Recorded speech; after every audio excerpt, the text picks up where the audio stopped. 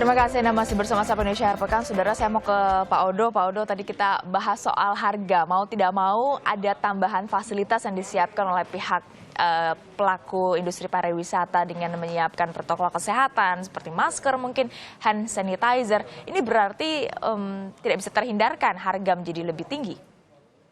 Mungkin yang paling penting kita lihat adalah membangun trust dari customer bahwa ketika mereka melakukan perjalanan, mereka merasa nyaman, aman, dan kesehatan mereka terjaga. Itu yang paling utama. Dan ya, kita lihat juga beberapa ada survei yang dilakukan oleh suatu perusahaan asing terhadap lima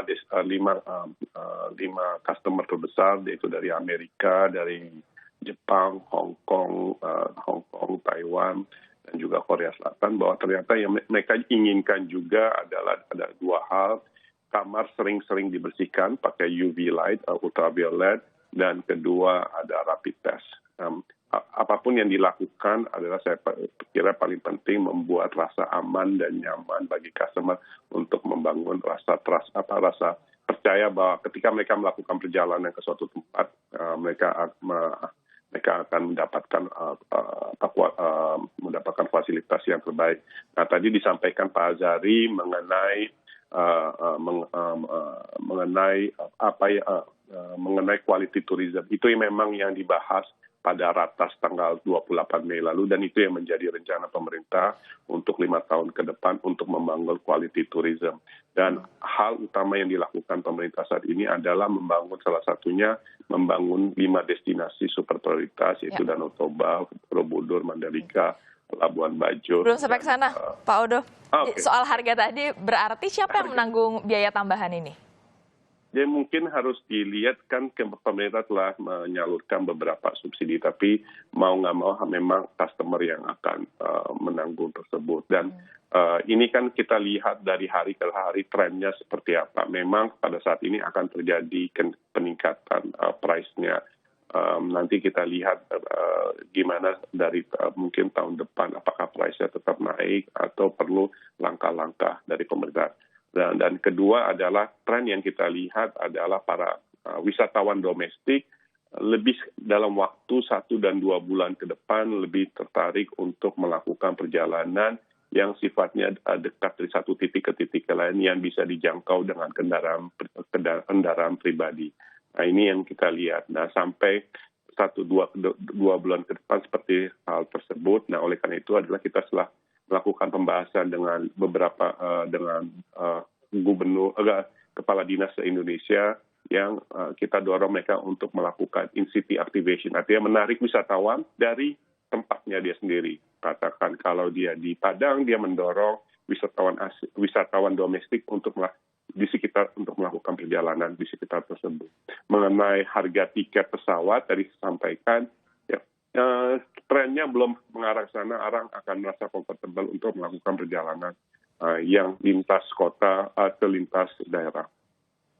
Ya, Pak Azril, Anda melihat di lapangan sendiri sudah sesiap apakah para pelaku industri pariwisata ini dengan protokol kesehatan yang wajib dilakukan?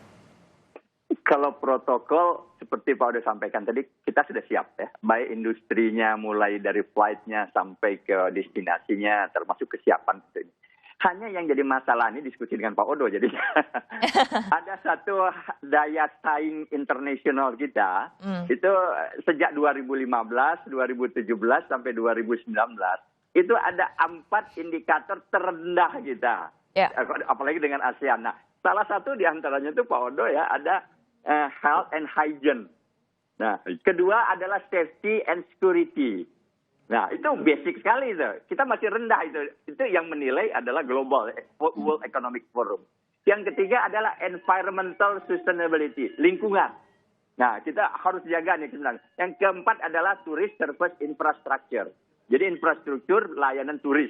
Nah, 4 ini saja coba Pak Odo ya, dalam masa pandemik ini kita perbaiki. Insya Allah saya rasa Pak. Karena protokol itu sudah masuk di dalamnya Pak. Jadi dengan protokol kesehatan kan berhubungan dengan kebersihan dong Pak. Betul ya. Jadi 4 ini tolong Pak, ini saya sudah berteriak ini mungkin sejak tahun 2000 dengan beberapa menteri sebelumnya, capek ya. coba ini diperbaiki dulu. Yang Bapak bilang 5 super destinasi, ini prioritaskan dulu untuk berikutnya. Nah, ada satu lagi, ada daya tarik. Ada daya saing tadi secara internasional, ada daya tarik. Nah, sebenarnya Indonesia the best untuk daya tarik. Ya. Nah, tolong juga kita kadang-kadang salah menerjemahkan attraction itu disebut atraksi. Harusnya attraction itu adalah daya tarik bagi visitor. Nah, daya tarik itu ada 2, yaitu keunikan sendiri. Unik, dia berbeda tempat lain. Sama satu lagi adalah keotentikan, authenticity, asli dari daerah sana. Nah, kita banyak sekali kalau kita bahas. Nah, saya sarankan Pak, yang 5 tadi itu bahas dari ketua itu tadi Pak. Itu bisa akan, karena keinginan turis asing sekarang itu sudah bergeser. Dia lebih kepada best experience-nya yang dia alami, yang berbeda dengan negaranya. Jadi best, makanya saya bilang kalau boleh koalisi dipertajam lagi Pak, jadi values Pak. Nah kalau bilang values, wah itu kita ingin meningkatkan. Panjang nanti bahasan kita.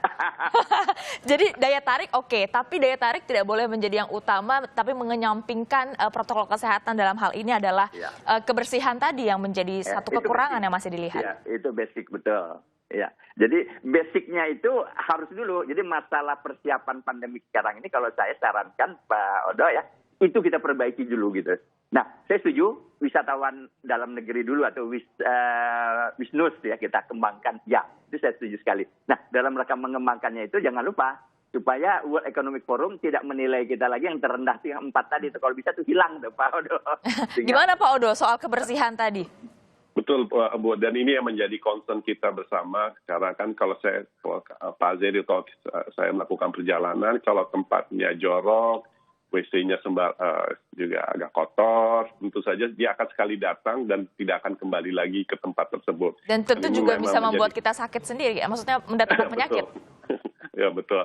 Nah, oleh karena itu sebagai contoh prototip adalah kita saat ini di Danau Toba, di 10 desa wisata, salah satu Siga Piton, ada yang kita kembangkan. Pertama adalah kerjasama dengan sejumlah perusahaan, termasuk dengan Pertamina, membangun WC umum yang berkualitas.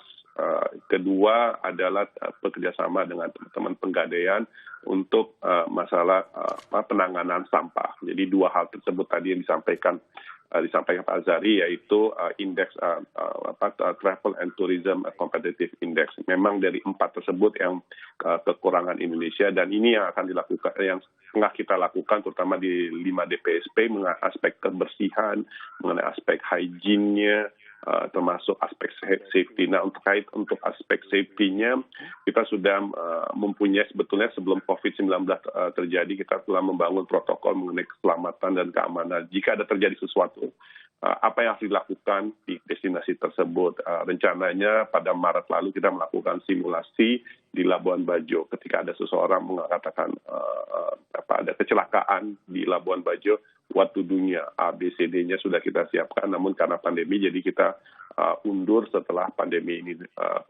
terjadi. Memang apa yang disampaikan Pak Azri benar, bahwa kita harus melihat persepsi dari wisatawan, apakah winus atau dari asing, mengenai aspek kebersihannya, mengenai aspek hygiene-nya, termasuk aspek safety dan security-nya.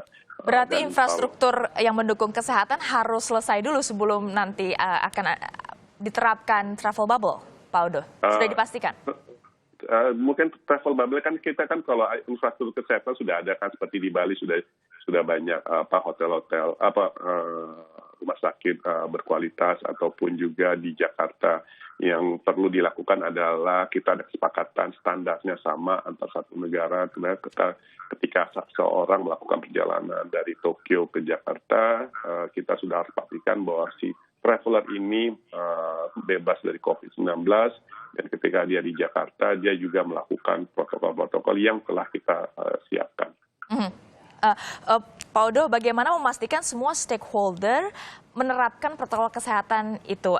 Jika benar travel bubble nanti diterapkan, artinya apakah ada uji coba dulu? Kalau ternyata tidak sesuai harapan, ditutup kembali atau seperti apa? Ya, memang ada 2 hal penting yang harus dilakukan. Ada pertama sosialisasi, dan kedua adalah uji coba sebelum dibuka travel bubble. Dan protokol kesehatan ini kita bukan semata-mata dari pemerintah masukannya, tapi selama 2 minggu terakhir kita bahas dengan teman-teman dari asosiasi dan teman-teman dari pelaku usaha. Jadi ini adalah hasil kesepakatan dengan asosiasi dan kemudian diterjemahkan ke dalam protokol kesehatan yang baru kemarin disahkan oleh Pak Menkes, lebih tepatnya kemarin pagi, kurang lebih jam 7 atau jam 8 pagi di tangan Pak Menkes. Nah, ini sudah dibahas tadi malam, ada pembahasan antara gugus tugas dan para menteri serta gubernur dan bupati se-Indonesia membahas untuk pembukaan destinasi wisata alam di Indonesia. Dan ketika kita ngomong destinasi alam, tadi Pak Azari sudah menyampaikan salah satu adalah adventure tourism, wisata bahari dan ekowisata. Dan ini adalah justru kekuatan Indonesia, yaitu memiliki keragaman alam yang indah dari Sabang sampai Merauke.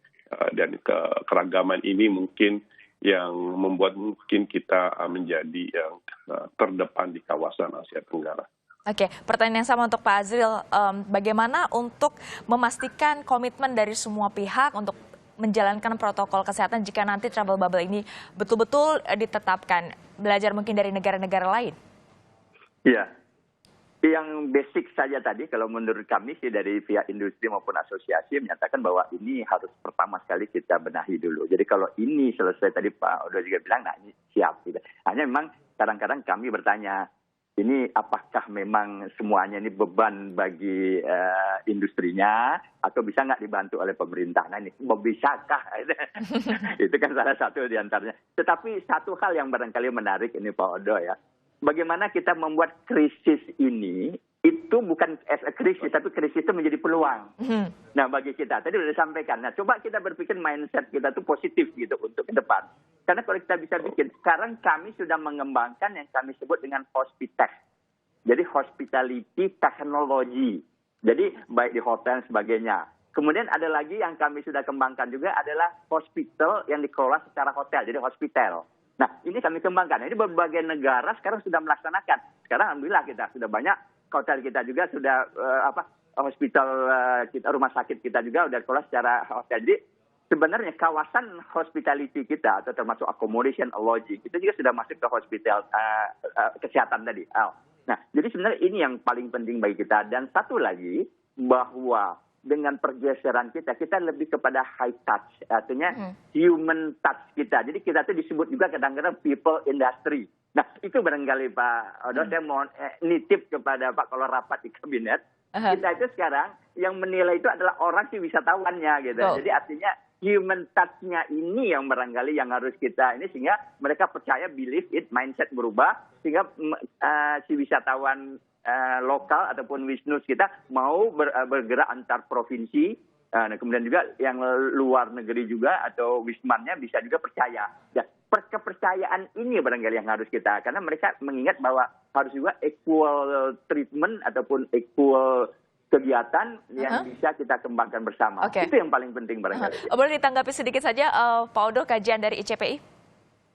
Memang kita apa yang disampaikan Pak Azari memang sudah in the pipeline yang kita lakukan, dan terkait price adalah tadi sampai Pak Azari, justru ini yang paling penting adalah bangun trust dari customer. Ketika customer yang merasa nyaman, dia willing to pay. Dan survei yang dilakukan oleh sejumlah perusahaan tersebut justru menunjukkan price is not bukan menjadi kriteria utama ketika mereka melakukan perjalanan. Pada saat ini adalah mereka merasa aman dan nyaman ketika melakukan perjalanan tersebut.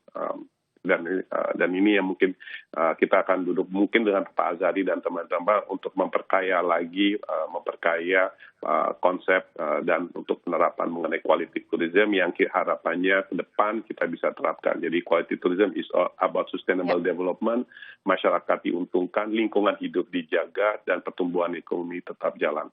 Dan itu butuh kerjasama dari semua pihak. Terima kasih banyak Pak Azril Azari, Pak Odo Manuhutu atas waktunya bersama Sapa Indonesia. Terima kasih.